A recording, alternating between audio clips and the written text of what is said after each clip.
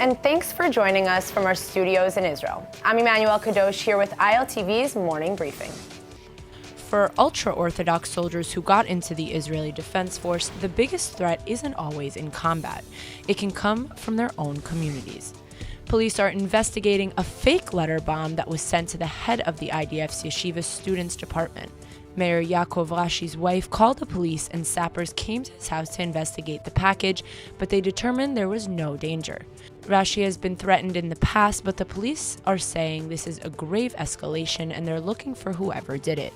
The military says that these threats will not deter or dissuade them from drafting HAREDI soldiers who enlist in accordance with the Israeli law. In 2014, over 2,000 HAREDI men voluntarily enlisted in the IDF.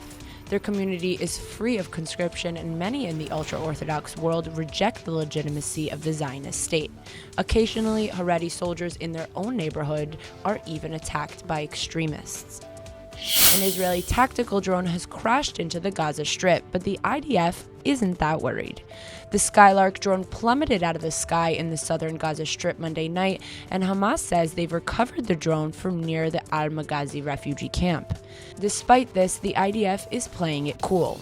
The Skyrider drone is programmed to erase all its data if it crashes and loses contact with its operators. This is the third time since January that the Skyrider drone has crashed. Previously, the IDF lost a drone in Lebanon and another one in the Gaza Strip. But the army says that actually the drones are crashing 30% less than their manufacturer, Elbit Industries, had predicted. Most drones are lost to technical errors, but in 2017, the Syrian army claimed to have shot down a Skylark drone by the Syrian border. Hamas also claims to be reusing a captured Skylark drone for their own observation missions. Airspace over Ben Gurion has been closed for the time being over an unspecified security operation. The Defense Ministry ordered the closure following what some Hebrew media outlets have described as a security concern. The order has been in effect for about 3 hours and has caused a number of flight delays. Airport officials have advised that passengers check their departure time before arriving to the airport. The Israeli Airport Authority has denied that there has been any closure of Ben Gurion airspace, but so far has not accounted for the long delays. Indian Prime Minister Narendra Modi is set to land sometime later today in Israel, making him the first ever Indian head of state to do so.